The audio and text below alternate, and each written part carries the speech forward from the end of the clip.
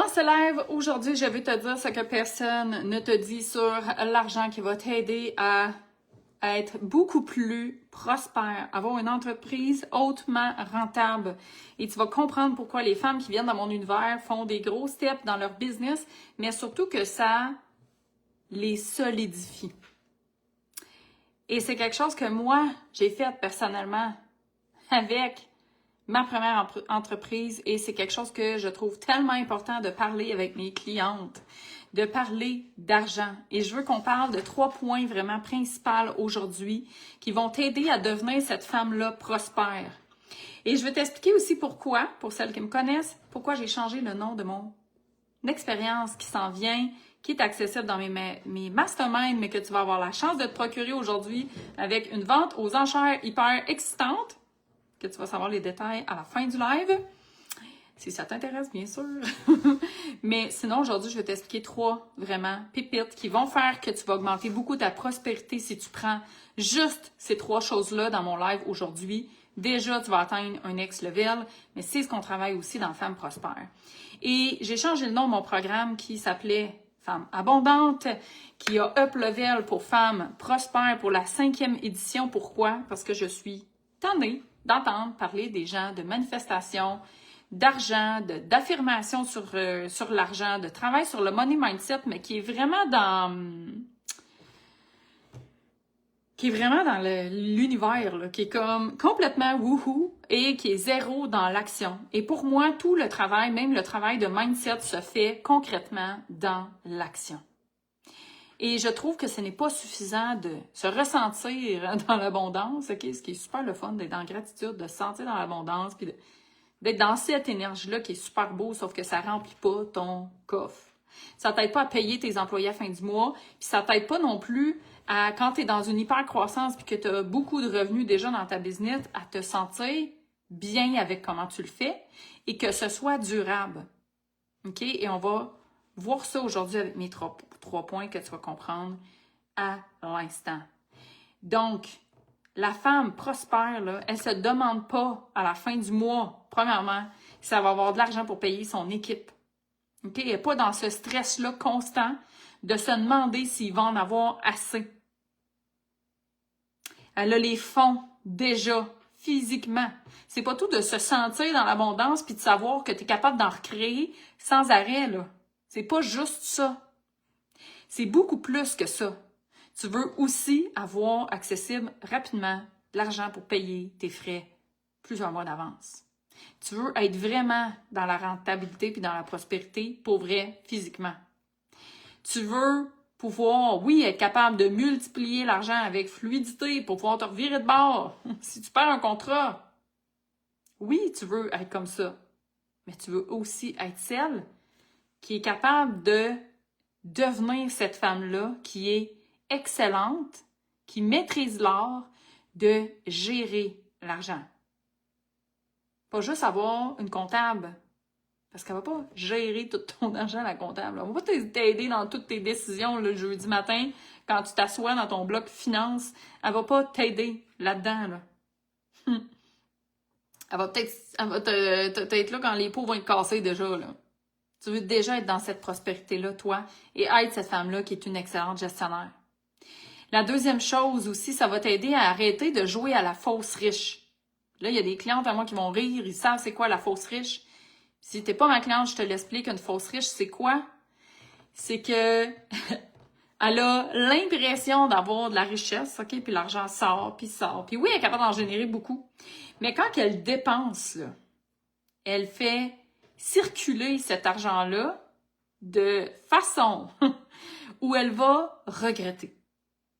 Elle va regarder après ça son relevé bancaire ou encore pire, elle va pas le regarder parce qu'elle a trop honte même de se regarder puis d'aller s'asseoir puis de voir qu'est-ce qu'elle a dépensé. Puis elle va se dire, c'est que c'était pas aligné. Pourquoi j'ai acheté ça? À regretter des achats. Ou se ramasser que là, oh mon Dieu, pourquoi il en reste plus là pour les taxes plein pot? Là, c'est quoi? C'est comme, il y a une boule là. J'en ai des machines là, à générer de l'argent dans mes clientes de vente. 250 000 brûlés, super facile. J'en ai qui font des millions. On regarde à la fin de l'année, puis là, je regarde une autre fille qui fait 300 000. Il en reste plus à celle qui fait 300 que celle qui fait 1 million, là. We've got a problem. Houston. Donc, c'est ça la fausse riche pour moi. Et quand tu arrêtes de jouer à la fausse riche, quand tu reconnais que tu as ce pattern-là et que tu décides de t'en défaire, tu commences à dépenser, faire circuler l'argent. J'aime beaucoup le circuler.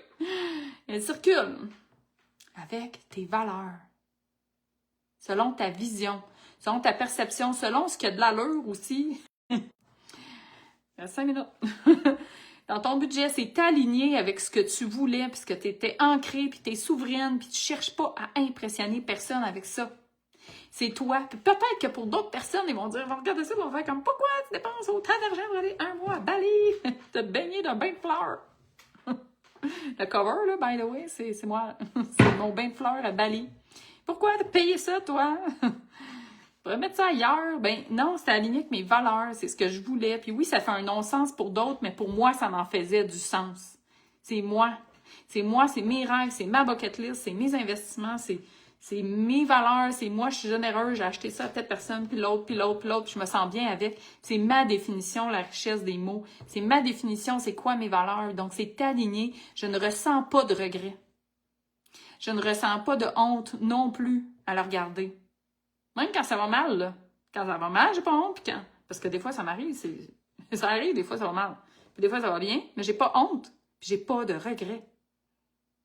C'est ça pour moi, être une femme qui sait faire circuler l'argent. Et cette femme-là, je te le dis, c'est elle qui devient prospère.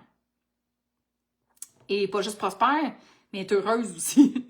Elle vit un bonheur incroyable. Elle est tout le temps heureuse, là, presque. Des montagnes russes, des fois, émotionnelles, mais je te jure que quand on regarde notre vie globalement, puis qu'on n'est pas sur le coup de l'émotion, on est fucking heureuse.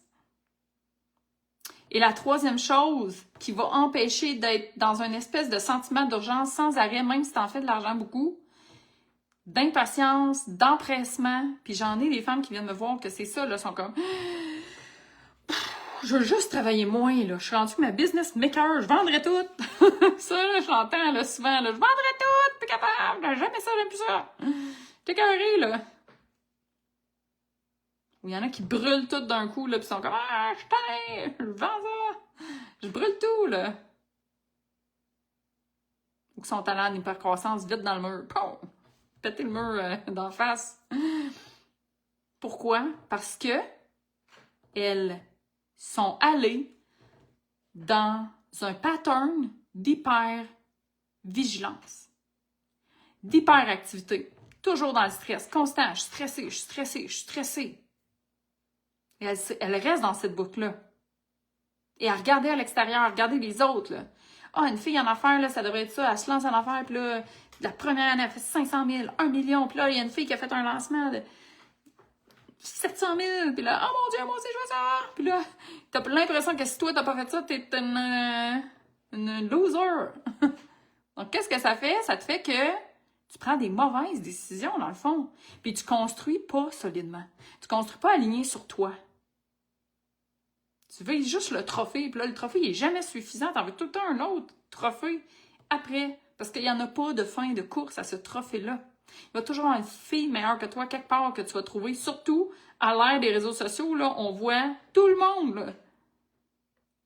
Donc, la femme prospère, elle a fait quoi? Elle a arrêté d'abandonner cette idée-là de courir d'un trophée à l'autre puis d'être dans un stress constant.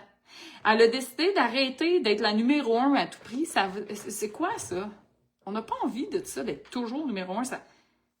Ça apporte aucun bonheur, là. C'est instantané, c'est comme clac, numéro 1, fini. Moi, j'ai déjà fait, là, j'ai déjà, je me souviens, admiré, là, quelque chose, là. Je vois, ça, c'est quoi, mais j'ai dit admirer, là, puis mis sur le piédestal l'atteinte d'un objectif, là. Puis la seconde que je l'ai atteint, j'étais comme, qu'est-ce que je fais ici, moi? Je vais toujours m'en rappeler de ce moment-là. J'étais sur le bord d'une piscine à Las Vegas, dans un party, là, que j'avais réussi à avoir accès à cause de ça, puis j'étais comme, qu'est-ce que je fais ici? Oh my God! Je devrais être contente, moi, tout le monde m'envie. Je devrais être heureuse, puis c'est que je me sens pas à ma place. Qu'est-ce que j'ai fait là? Je courais pas après la bonne affaire, là. Pas du tout! Tandis que là, je construis avec un calme déconcertant. Puis là, by the way, là, la croissance arrive parce que... Mais elle arrive bien plus fun. La femme prospère, elle n'a rien à prouver. Elle préfère une richesse solide sur des fondations durables. Elle préfère se sentir calme plutôt que d'être tout le temps là, en train d'essayer de cocher des affaires puis d'être dans une hyper intensité puis une hyper performance là, qui est comme qui va jamais s'arrêter. Et c'est drôle, et j'ai dit ça tantôt à ma coach. J'ai dit, hey, moi, là, je t'avertis les quick wins, parce qu'elle me disait, oh, on pourrait faire ça, tu vois, un quick win. Je suis comme, non, je veux pas de quick win, moi, ça ne m'intéresse pas du tout d'avoir des quick wins. Ça va déjà super bien. J'ai dit, moi, je veux comme plus bâtir solide. Puis elle fait comme, oh mon Dieu, c'est pas ça, je t'ai pris en cliente en one-on-one. Je prends pas de cliente en one-on-one, d'habitude, j'en prends plus. Mais toi, j'ai dit oui à cause de ça, parce que c'est le fun de travailler avec quelqu'un qui fait ça. Moi, c'est ce que je veux pour toutes mes clientes aussi. Je veux que tu deviennes cette femme-là que, oh, des quick wins, là, puis de regarder des affaires, c'est comme, non, t'es brain, t'es intelligente aussi en affaires. L'intelligence d'affaires. Une femme prospère, c'est la femme qui est intelligente, qui devient cette femme-là, qui est capable de prendre ces décisions-là solides, durables, stratégiques. Pas que moi, je lui donne la stratégie miracle, là. C'est pas moi, là. Oui, peut-être, on va la conseiller, je vais la challenger dans ses questions, on va aller à un autre niveau, mais qu'elle devienne cette femme-là stratégique. Mais pour ça, il faut devenir, incarner ça, l'essence de ce que c'est une femme prospère. C'est bien plus que juste faire des manifestations et des affirmations. C'est pas un travail ésotérique, c'est concret dans l'action. Cette femme-là prospère sait faire multiplier, oui, l'argent, mais dans la simplicité. Ça veut pas dire qu'elle travaille pas fort, là, mais ça veut dire qu'elle est capable d'aller mettre ça dans la simplicité en construisant sur des actifs et sur du long terme. Elle a des fondations de CEO. Elle est prospère parce qu'elle génère du revenu de plus, mais aussi parce qu'elle est devenue une gestionnaire hors pair. Elle est capable de dire non. D'abord à elle-même, elle est capable de se mettre des limites à elle-même, de se dire non à elle, dire non aux autres quand ça fait pas. Elle sait quand c'est une dépense qu'elle doit faire, puis elle sait quand c'est un grand oui, que ça vient du cœur, que c'est un investissement, que c'est ça qu'elle a besoin, que ça fit avec son budget, que tout est aligné, là. C'est pas juste comme, j'ai laissé un appel, puis là, je me suis laissé convaincre par un paquet d'affaires, après ça, c'est de la merde. Elle est devenue cette femme-là qui investit comme une femme prospère. Donc, c'est les 3 choses que je veux que tu mettes en place. Pour devenir une femme prospère, tu dois apprendre à maîtriser l'art de la gestion de tes finances. Tu dois apprendre aussi à devenir celle qui fait circuler l'argent avec fluidité, alignée avec ses valeurs. Puis la 3e chose, tu dois être capable de faire multiplier l'argent de façon simple, durable, pour bâtir ton héritage.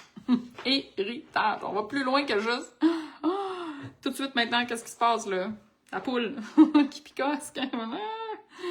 On se relève un peu pour regarder plus loin que ça. Donc aujourd'hui, je veux que tu sois celle qui. Tu décides que tu vas être celle qui.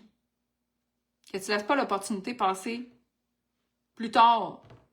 L'argent, c'est comme un jeu d'échecs, là. C'est stratégique. Aujourd'hui, je te donne une occasion de venir apprendre ça. Comment devenir cette femme-là prospère, d'aller plus loin dans ce que tu fais déjà de très bien, d'aller à un autre niveau, encore plus haut.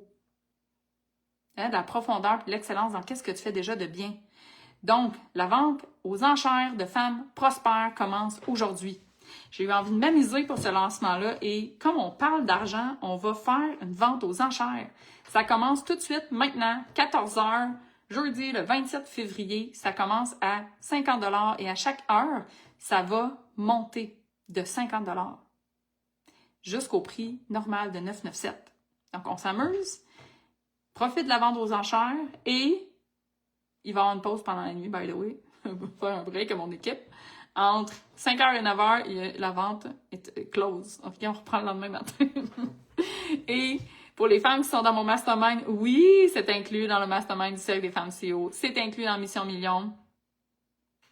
Et si tu veux une place dans un de ces masterminds-là pour avoir accès à l'expérience et tout ce qu'on fait dans Femmes CEO, parce que ça, c'est une petite partie du Cercle des Femmes CEO, ben, viens poser ta candidature. Le Cercle des Femmes CEO, Mission Million, c'est sur application seulement. Et présentement, c'est encore le prix de 2024. J'ai pas fait encore le changement de prix 2025, donc tu peux en profiter jusqu'au 28 mars. Donc, pour terminer, être cette femme prospère-là, c'est pour celles qui sont prêtes à jouer un autre game beaucoup plus élevé, à bâtir leur entreprise avec intelligence et à gagner plus, mais dans la paix d'esprit, la solidité. Puis la vraie question, c'est quand est-ce que tu vas prendre ta place et devenir cette femme-là prospère? Gérer l'argent, la faire circuler avec fluidité, multiplier aussi de façon durable pour être cette femme-là qui est prospère. À bientôt.